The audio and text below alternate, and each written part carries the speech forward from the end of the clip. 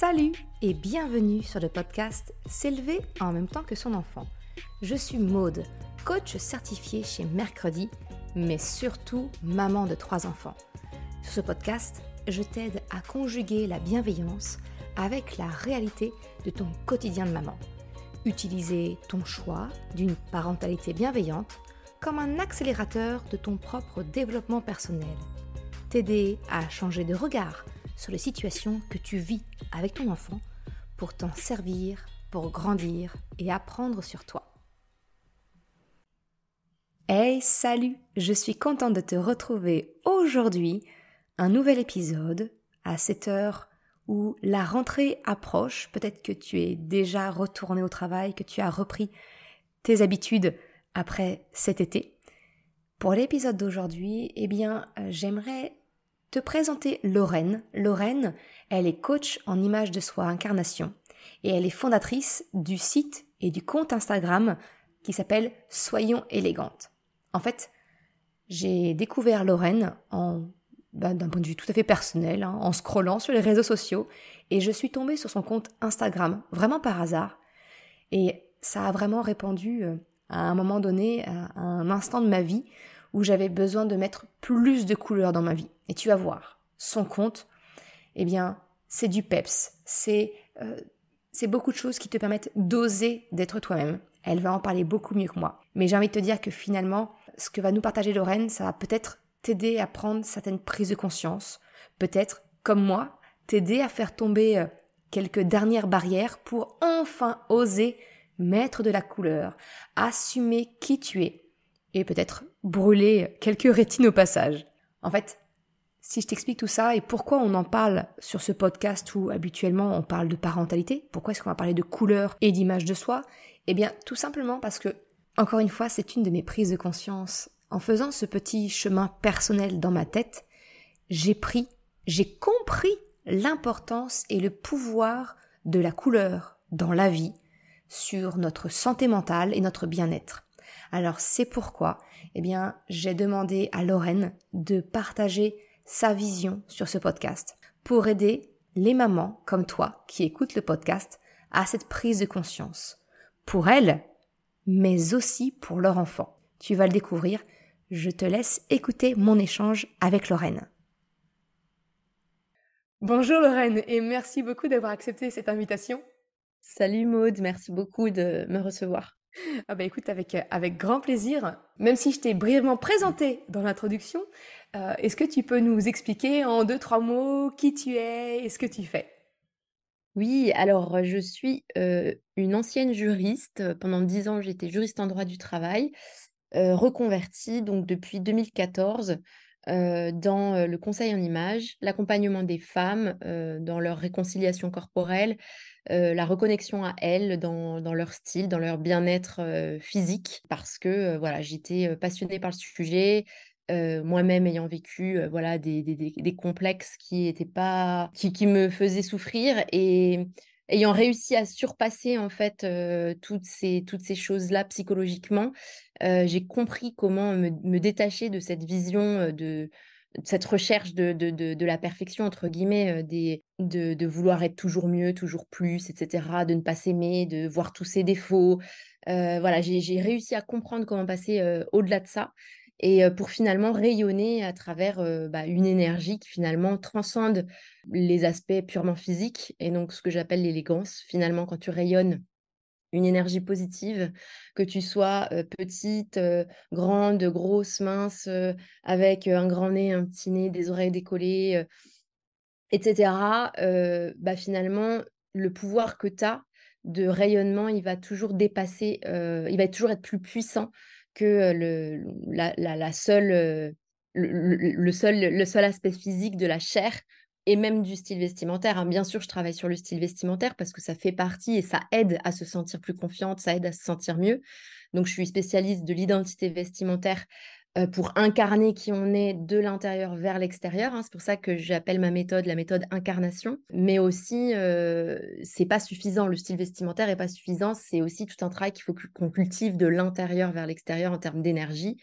Et les couleurs nous y apportent, enfin nous y aident beaucoup à cultiver cette énergie positive justement, à nous soutenir, à décupler notre pouvoir de rayonnement et voilà et tout ça fait que on va être une personne qui va avoir un impact positif à la fois sur soi-même et sur les autres et finalement les défauts qu'on voyait au départ, bah, on commence à les oublier quand on fait ce petit travail-là, sur soi-même.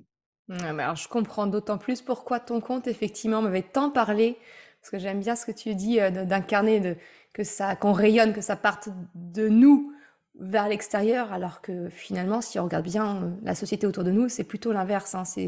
On a besoin du regard de l'autre, on a besoin de l'extérieur vers l'intérieur, alors que c'est finalement pas ça le mouvement naturel de l'énergie, c'est plutôt de l'intérieur vers l'extérieur. Et effectivement, j'ai envie de dire, le mot qui me vient en tête, c'est tu transpires les couleurs. Enfin, tu rayonnes effectivement. Les couleurs, c'est vraiment quelque part la marque de fabrique de Soyons élégantes. En tout cas, la partie Oui. émergée de l'iceberg. Après, il y a tout le reste. Mais c'est vrai que c'est ça qui m'a le plus marqué. Et du coup, en suivant ton compte, j'ai fait ça m'a beaucoup questionné. Et j'ai fait ce constat de remarquer que la garde-robe de mes enfants, jeunes en tout cas, est très colorée. La mienne est un camailleux, enfin était, plus maintenant depuis que je te suis, mais était un camailleux de gris, beige, noir, enfin voilà, kaki, bleu marine. Et je me suis dit, mais pourquoi? À quel moment on switch comme ça? À quel moment? Pourquoi les enfants c'est si coloré et nous, voilà, on est uniformisé. Oui, effectivement, il y a un moment où on switch et c'est généralement à partir de l'adolescence où il y a cette transition, ce passage de l'enfance au monde adulte. Cette transition qui est souvent difficile parce on est en pleine transformation, ça questionne énormément de choses pour, la personne que nous sommes. Il y a les problématiques hormonales, nos corps changent, on est censé grandir et devenir plus mature et être un peu plus responsable, être plus autonome et c'est comme si cette révolution de sortir de l'enfance pour aller dans le monde de l'adulte, on le traduisait par un besoin du coup de rejeter un petit peu, mettre de côté tout ce qui a trait à l'enfance, notamment les couleurs.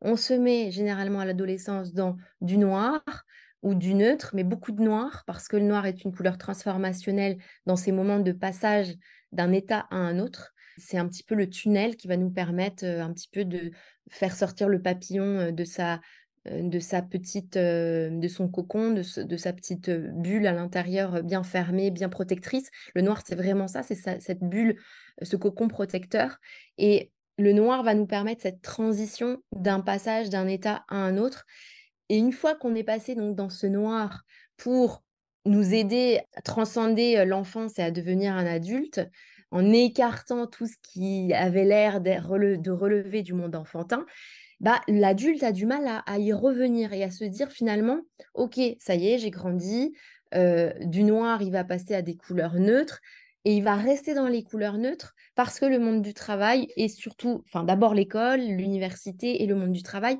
vont l'amener à s'enfermer dans des codes du professionnalisme, des codes du sérieux et en France, les codes du sérieux, les codes du professionnalisme, c'est des codes très neutres culturellement. Bien sûr, dans d'autres pays, ce ne sera pas la même chose, mais chez nous, il y a vraiment quelque chose de très ancré où, en gros, pour faire sérieux, pour faire pro, pour faire intelligent, il faut mettre des couleurs neutres et si tu t'habilles avec trop de couleurs, tu risques de, renvoyer une image trop enfantine ou trop rigolote ou pas sérieuse et résultat, bah, finalement, après l'adolescence, enfin, après ce moment d'adolescence où, les enfants, enfin les jeunes adultes auraient pu se remettre à la couleur parce qu'une fois qu'on est finalement adulte, OK, on a fini la transition, on est, autonome et on pourrait soi-même explorer, expérimenter sa propre personnalité en allant vers les couleurs qui nous font envie.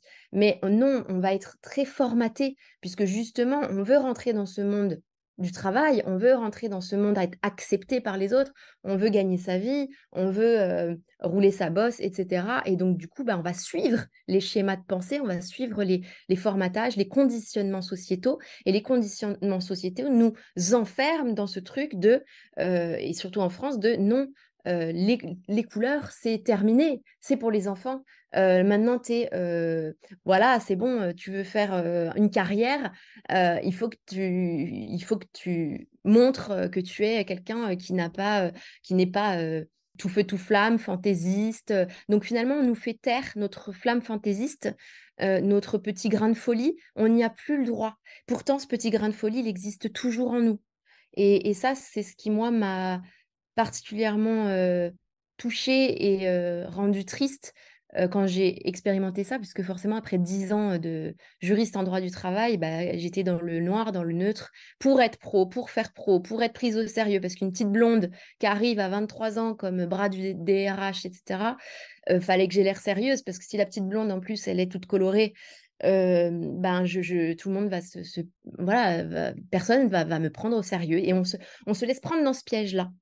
Et un jour, je me dis, mais bon sang, je suis pas un clone, je suis moi, j'ai envie de respirer, j'ai envie de pas ressembler à tout le monde, j'ai envie d'explorer ma créativité. Et évidemment, j'ai changé de travail, donc ça a aidé. Et j'espère que si j'étais restée juriste, je me serais autorisée à sortir de ces couleurs neutres et à être un peu plus moi-même. Ouais, mais du coup, c'est intéressant parce que ce que tu viens de dire, je t'ai pas expliqué la configuration de ma famille ou autre, mais c'est exactement ce que je vois. Moi, mon aîné prend 10 ans au moment où on enregistre, bah, dans moins d'une semaine. Et effectivement, la transition, allez, ça fait 6 9 mois, il ne s'habille que en noir, en gris, un peu de kaki de temps en temps. Mais voilà, vraiment, et je sens bien, alors que c'était un enfant qui effectivement aimait le rouge pétant, enfin voilà, il était vraiment très, très flashy.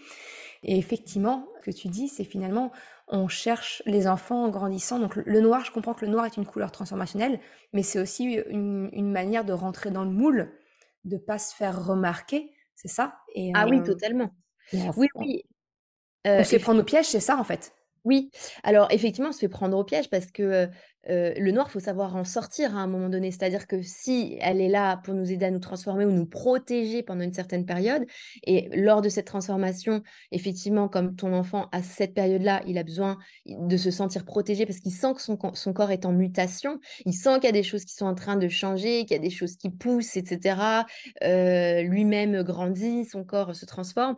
Et donc, c'est quelque part, psychologiquement, c'est inconscient, mais ça fait un peu peur de voir qu'il y a une grosse transformation comme ça en soi. Donc, il y a ce besoin de protection, mais à un moment donné, il faut savoir en sortir pour une fois que l'évolution et la transformation s'est faite. Sauf qu'en fait, on se fait avoir, puisque comme le noir nous permet de passer inaperçu, de ne pas être vu, puisque le noir, c'est l'absence de lumière.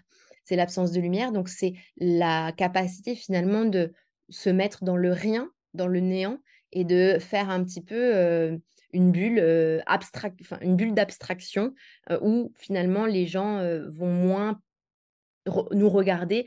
La couleur attire notre attention de base. Et c'est pour ça que les marketeurs en marketing, la pub, ils ne jouent que sur les couleurs parce qu'ils savent très bien que s'ils veulent attirer notre attention, notre consommation, il faut mettre des couleurs. Donc de base, tu t'habilles en couleur, forcément tu attires l'attention. Tu t'habilles en noir, tu vas pas attirer l'attention. Tu te mets donc, tu tires l'écran, enfin tu tires les rideaux, tu te mets en off. Et bien sûr, notre cerveau à nous, il est fait tel qu'une personne habillée en noir, eh ben, on ne va pas s'y arrêter dessus. Donc, à un moment donné, on se fait piéger en sortant de l'enfance avec cette période d'adolescence parce que on s'est habitué finalement à ne pas être remarqué, on s'est habitué à passer partout, à pas faire de vagues, à ce que finalement on n'ait plus d'avis des uns et des autres sur à quoi on ressemble. Donc ça fait aussi du bien de plus entendre les jugements, les moqueries des uns, des autres. Et on se rend compte que, tiens, finalement, je suis bien tranquille dans ma petite bulle en noir, on m'embête plus, on me regarde plus, et au moins, je suis peinard, et on me dit plus que j'ai des grosses fesses, j'ai un gros nez, ou j'ai ceci, cela, qui peut faire très mal hein, au collège quand on est justement dans cette période de transition entre l'enfance et l'adolescence, et qu'on se reçoit les premières critiques très méchantes sur notre apparence. Et c'est généralement à partir de ce moment-là, d'ailleurs, c'est ce moment du collège hein, qui pose, on va dire, la base des complexes de la plupart des gens. Hein. Moi, de ce que j'ai vu pour la plupart des femmes que j'accompagne, et moi-même personnellement, ça a été le collège pour la plupart des gens qui a posé les bases des premiers complexes, parce que jusqu'au collège, on ne se regarde pas de cette façon en tant qu'enfant. En tant qu'enfant, on se pose pas la question de si on est beau, si on est moche, si on a des défauts. On s'aime comme on est, en fait. On est là, on vit dans notre corps, on s'aime dans notre corps, on est en phase, on est aligné, on vit le présent sans se poser de questions. Et un jour, on nous dit: «Ah, t'as vu ton oreille? Ah, t'as vu, tu pas de sein. Ah, t'as vu, ton corps. Ah, t'as vu, t'as une tête plus grosse que le corps. Ah, t'as vu ceci, cela». Tu Les disproportions, les choses qui sont un peu différentes, chez toi, bah, au collège, on va te le faire remarquer. Et donc toi, tu commences à te regarder dans la glace et à te dire: «Ah ouais, en fait, j'ai pas le visage qui est équilibré d'un côté et de l'autre» ou voilà, j'ai des bourrelets, à tel endroit, les autres, ils galèrent pas à courir pendant le cours de PS et cetera. Et du coup, bah, là, tu commences à te regarder dans la glace et puis il y a c'est très dur, c'est les moments les plus durs et qui te suivent après toute la vie dans tes complexes et si tu es pas capable de sortir de ça, c'est, très, très difficile. Donc les couleurs, elles peuvent alors les couleurs entre autres et les accompagnements comme ce que je fais, peuvent aider et moi j'aurais aimé qu'il y ait quelqu'un comme moi qui m'aide à l'époque, quand j'étais justement, après l'adolescence encore poursuivie par ces démons de, oui, tu un nez de sorcière, oui, tu es comme ci, oui, tu es comme ça, et tous ces méchantes choses en fait qu'on avait pu me dire et qui m'ont poursuivie jusque tard. J'aurais aimé avoir des gens qui puissent m'expliquer comment faire pour sortir de ça. Parce que Ouais. c'est extrêmement difficile. Alors j'ai dû le faire, moi-même, mais non sans peine. Voilà, en passant par des choses difficiles que j'aurais aimé, éviter. Mais voilà, donc c'est vrai qu'aujourd'hui, si je peux aider les gens à éviter ce genre de difficultés et puis si je peux les amener à comprendre qu'on n'a qu'une vie et que c'est pas à 70 ans en regardant en arrière en se disant: «Mais qu'est en fait, j'étais en bonne santé, j'étais bien, j'étais fraîche, enfin, c'était quoi mon problème? Pourquoi je me suis martyrisée comme ça? OK, j'avais un bourrelet, OK, j'avais un visage qui était pas, un visage de poupée, mais après, j'étais pas handicapée, j'avais mes 2 bras, mes 2 jambes», enfin, je veux dire, on est jamais content alors que, je vous jure que le jour où on est, âgé avec des problèmes de santé où on peut plus marcher et cetera, où on regarde avec recul, là, on se dit: «Mais pourquoi j'en ai pas profité?» Et moi, je veux pas arriver, en fait, à ce moment-là. Je veux maintenant en profiter et je voudrais que chaque personne qui m'écoute puisse, avoir ce déclic à l'intérieur et se dire: «Punaise, mais oui, tout peut s'arrêter demain» et puis j'ai pas envie de pleurer à 70 ans, 80 ans en me disant: «Mais tu es passé à côté de ta vie, en fait». Mmh. Tu n'as pas profité parce que toute ta vie, tu t'es empêché de vivre, de t'habiller comme tu voulais, de te présenter tel que tu es, parce que tu te trouvais comme ci, comme ça, trop ceci ou trop cela, pas assez ci, pas assez ça. Et ça commence tout petit. Donc, ouais, c'est une période, fragile, qu'il faut accompagner, je pense, pour les parents, vraiment, écarter les jugements, liés à l'apparence, essayer de faire comprendre vraiment dès le plus jeune âge que, on on est tous différents et que cette unicité-là, c'est ce qui fait, notre beauté, quoi. C'est Donc, ça. En fait, finalement, c'est d'accepter d'oser être soi. C'est ce que tu dis souvent d'ailleurs sur ton compte. C'est d'oser être soi tel que l'on est et de l'afficher effectivement par notre style, notre tenue. Et une chose que moi, je dis souvent aux mamans qui écoutent, aux parents qui suivent, c'est effectivement, parce que la première intention du parent, ça va être de dire, ok, mais comment je fais pour aider mon enfant dans cette période charnière? Et là, j'ai envie de dire, mais commence par le faire toi, comme oui. d'habitude, incarne-le toi, et ton enfant, il se sentira potentiellement libéré. Et c'est là où toi, tu as tout ton rôle, parce que tu coaches les mamans, tu coaches les femmes, et justement, de pouvoir se libérer, d'oser être soi, c'est peut-être ça le meilleur moyen pour apprendre à nos enfants dans cette période charnière, bah, d'accepter qui ils sont et de l'afficher, d'oser être. Ah, mais c'est totalement ça, Maud, vraiment, là, tu as mis le doigt sur quelque chose de fondamental. C'est que, les enfants, les premiers exemples qu'ils ont, c'est leurs parents et que s'ils baignent dans un environnement où ils grandissent avec des parents qui s'assument complètement comme ils sont, qui s'incarnent pleinement, qui osent être, qui, ne sont pas constamment, devant leur miroir ou sur la balance en train de faire des régimes constamment. S'ils voient en exemple des parents qui s'assument avec leur corps tel qu'ils sont, avec leur personnalité originale ou pas, parce que bien sûr, chacun est comme il est, hein. On peut être très heureux dans un style classique, neutre, et cetera. Mais en tout cas, il faut que l'enfant sente que son parent, il est aligné avec qui il est. S'il sent que son parent, il est déguisé, qu'il est formaté, qu'il est conditionné, qu'il est frustré et qu'il est quelque part dans une cage, où il s'exprime pas complètement, bah, l'enfant, il va se dire que, bah, on est obligé de rentrer dans ce conditionnement, qu'on est obligé finalement de se mettre dans ce moule pour faire partie de la société, pour avancer dans la société, parce que mes parents, bah, pour avoir un travail, pour vivre bien, pour avoir une maison, tout ça, bah, ils sont rentrés dans ce cadre-là et moi, je vais faire pareil parce que, bah, apparemment, c'est comme ça que ça marche le monde des adultes. Alors que si mon parent, il a son job, et cetera, mais que, il a sa fantaisie, il a sa particularité, il a ses singularités, il les montre, il en a pas peur, il les vit pleinement et en toute liberté. L'enfant, il va se dire: «Bah, mon parent, il est totalement libre, il part au travail comme ça, avec, ses couleurs, avec ses rondeurs et ses couleurs, ma mère, voilà, chante et est heureuse dans son corps, avec des rondeurs et tout en couleurs et forcément, ça va être normal du coup pour l'enfant. Il va se dire: «Bah, c'est normal de voir une femme grosse avec des couleurs». Alors que l'enfant qui va vivre avec la maman qui, est constamment en train de vérifier son poids, de se dire qu'il faut qu'elle s'habille en noir pour pas qu'on voit ses bourrelets et cetera, il va penser que c'est normal qu'une femme grosse doive se cacher sous des vêtements amples et sous des couleurs. En fait, finalement, ce que tu dis, c'est que le fait de d'oser, nous, en tant qu'adultes, en tant que parents, d'être soi-même, quelle que soit la sphère dans laquelle on évolue, que ce soit le week-end entre nous ou au travail, c'est comme ça, finalement, qu'on arrive à casser les codes et que Oui, les codes disparaissent de la vie. Parce que l'enfant va se dire, mais s'il ne voit pas les codes, entre guillemets, mais ils n'existent pas. Donc, il ne va pas exactement. les recréer pour demain.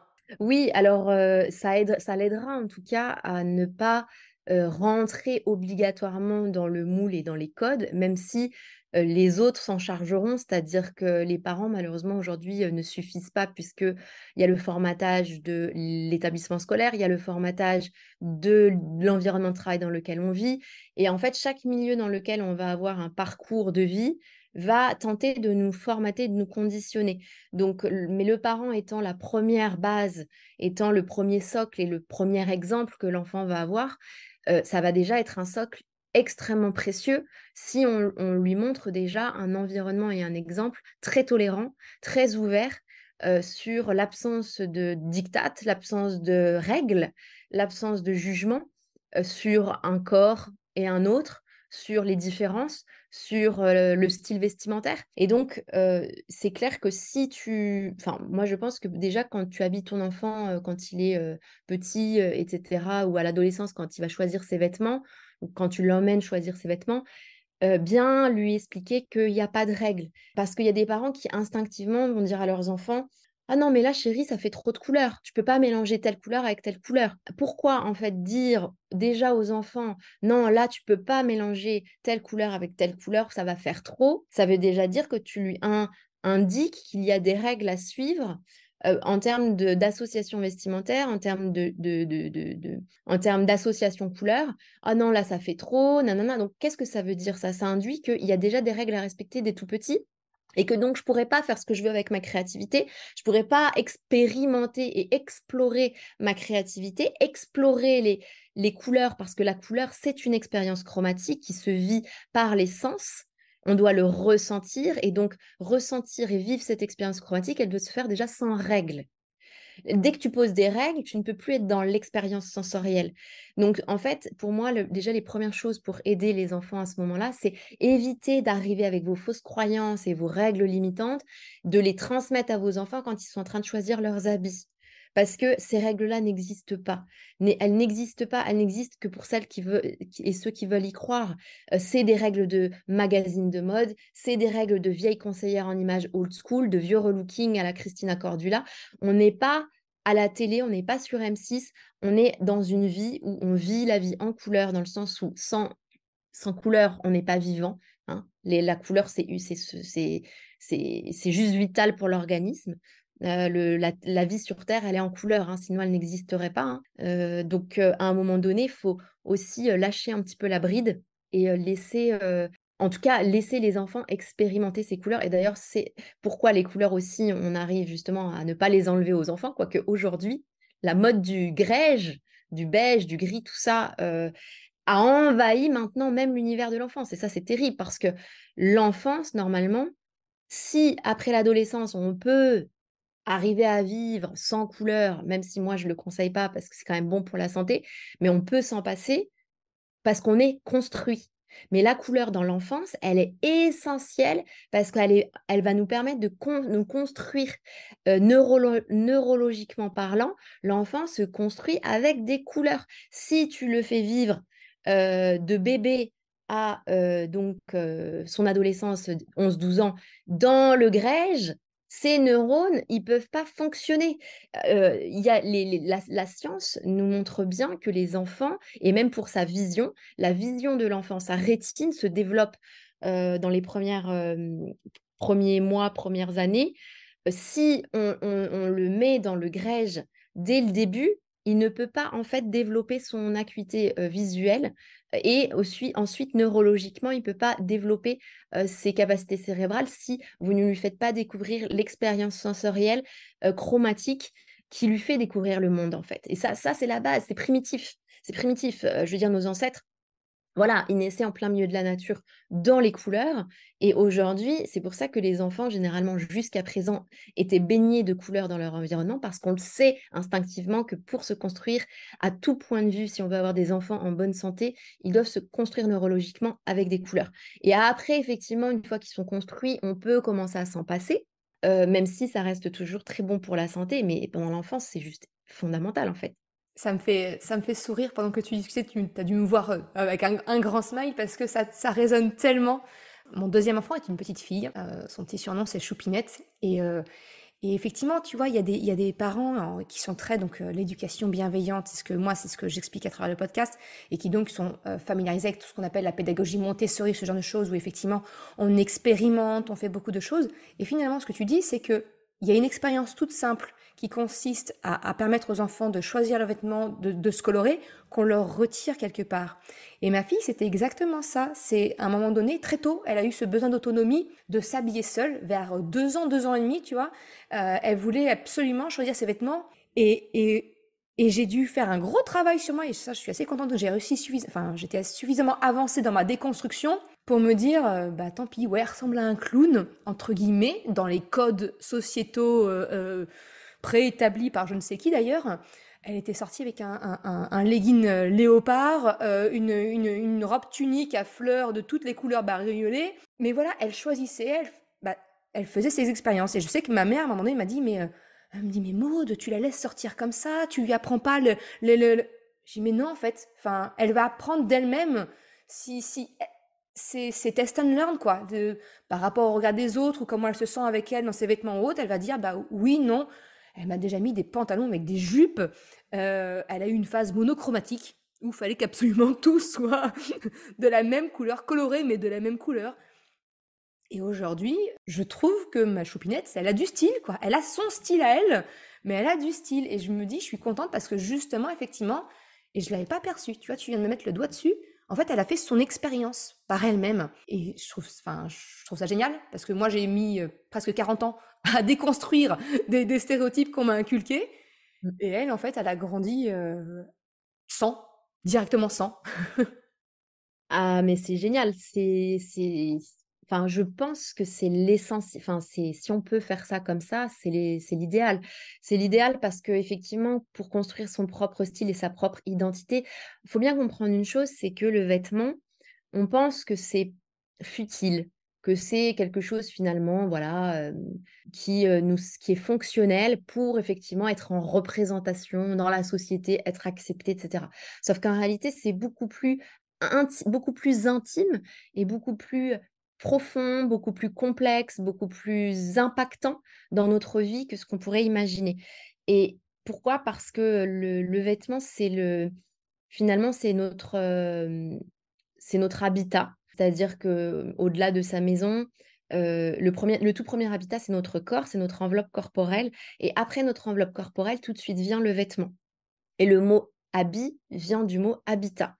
C'est pas pour rien que ça vient de cette, origine étymologique, à tel point que le vêtement, effectivement, c'est un peu notre maison, notre habitat, notre premier lieu de vie et c'est notre seconde peau.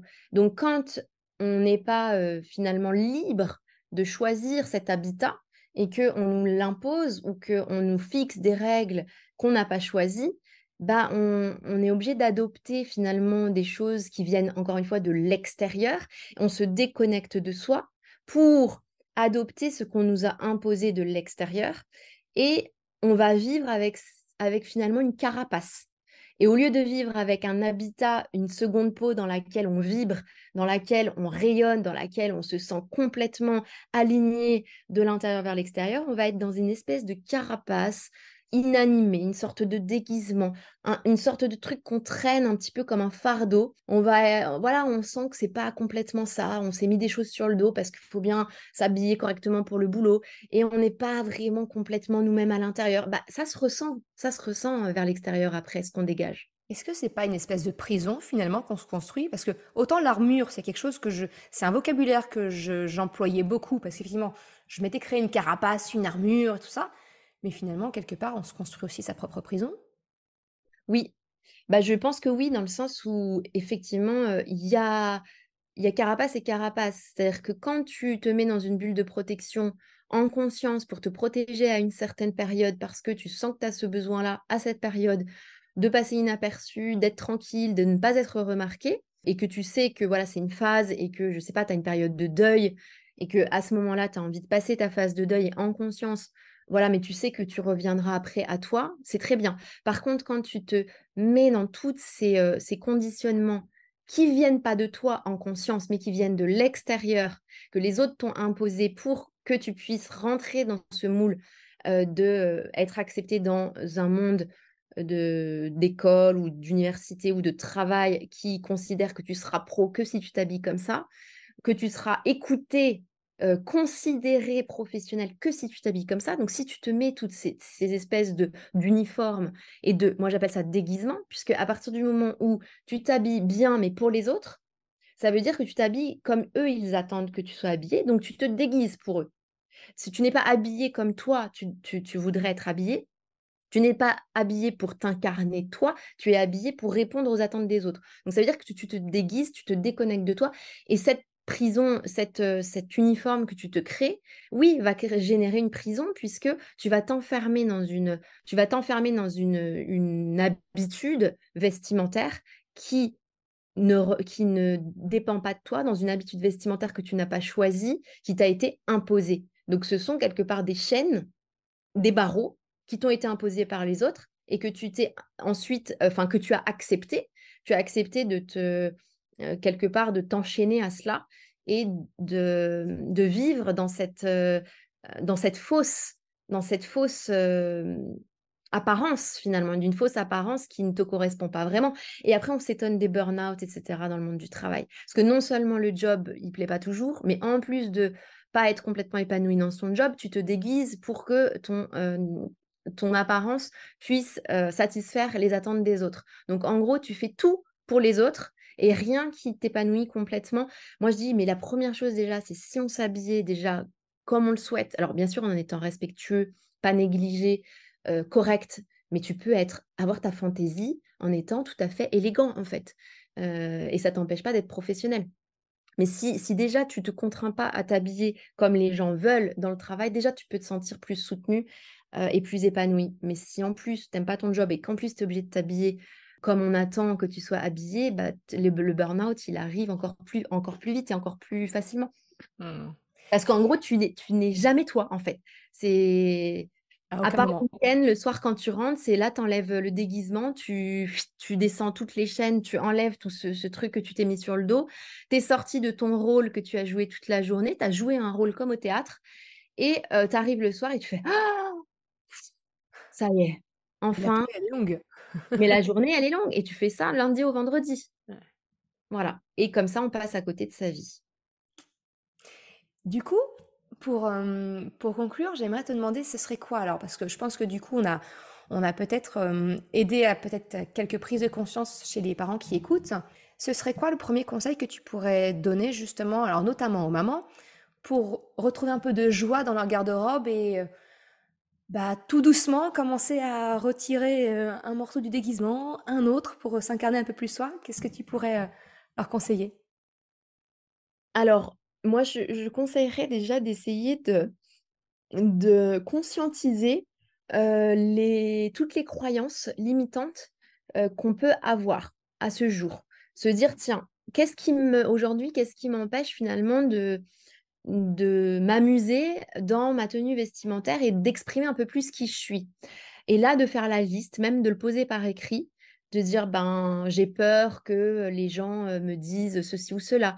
Je pense, en tout cas, j'ai toujours pensé que plus de 3 couleurs, ça ne se fait pas. Ou j'ai toujours pensé que s'habiller très coloré en entreprise, je ne pouvais pas être professionnelle. J'ai toujours pensé ou on m'a toujours dit que je pouvais pas mélanger 2 couleurs ensemble et qu'il fallait forcément mettre une couleur neutre pour que ça apaise et que ce soit plus correct en société. J'ai toujours pensé que ci et ça et voir un peu toutes ces croyances et à un moment donné, juste les déchirer, les barrer, faire un gros coloriage dessus en plein de couleurs, faire un gros gribouillage dessus de 1000 couleurs en disant: «Mais tout ça, ce n'est que des pensées construites par la société, qui n'ont aucun fondement valable, parce que être professionnel, être sérieux, être compétent, être, considéré, ça peut passer par plein d'autres choses et c'est pas parce que tu t'habilles avec enfin, selon qui tu es, que ça va t'empêcher d'être considéré et d'être écouté. Au contraire, le fait de t'incarner vraiment, de rayonner et d'être enfin réellement en phase avec qui tu es, de t'écouter plus dans ta créativité, d'être plus libre, d'être toi-même. Oui, il y a des gens à qui ça plaira pas, mais globalement, en majorité, comme tu vas plus rayonner, comme tu vas être plus positive, comme tu vas te sentir mieux dans tes vêtements, que ça va te donner la pêche et le moral, parce que les couleurs, ça donne la pêche et le moral, eh ben, ça va rejaillir sur toi, ton bien-être, ton sourire, tes yeux, tu vas pétiller et forcément si tu as du bien-être qui s'améliore, tu vas le rejaillir sur les autres et que ce soit en entreprise ou ailleurs, les gens le ressentiront et tu auras beaucoup plus de remarques positives que de remarques négatives. Donc première chose, c'est déjà établir toutes les croyances limitantes et essayer de les détruire, d'avoir conscience de toutes celles qu'on a parce qu'il y en a, elles ont des listes de choses que oui, mais ça, je peux pas le faire, ça, je dois pas faire, oui, mais ça se fait pas, ça, c'est, on n'assortit pas son sac à ses chaussures, ça, on doit, voilà, il y a des femmes qui ont des milliers de règles, mais ça, la faute à qui, hein? Tous les magazines qui nous ont mis ça dans le crâne, toutes les émissions télé qui nous ont mis ça dans le crâne, sauf qu'en réalité, ta créativité n'a pas de limite à partir du moment où toi, tu l'assumes et où tu restes élégant, où tu restes respectueux des autres, où tu restes propre sur toi. Il y a pas de limite à la créativité. Évidemment, c'est mieux de choisir la qualité dans les vêtements, parce que si tu t'habilles très coloré et cheap ou que tu as de la fantaisie et cheap, ça fera toujours beaucoup moins sophistiqué et moins sérieux, on va dire, que si tu as des belles choses, de qualité qui sont colorées. Donc moi, je 2e conseil, c'est petit à petit introduire des éléments de couleur de qualité, les choisir en conscience dans des jolies marques, dans des matières naturelles, éviter le synthétique, éviter des choses cheap que vous avez achetées pas chères parce que les choses pas chères colorées, la matière ne rendra pas honneur à la couleur et ne vous rendra pas honneur à vous et vous allez le jeter de toute façon, dans, l'année ou les 2 ans qui suivent. C'est quelque chose qui va partir à la poubelle.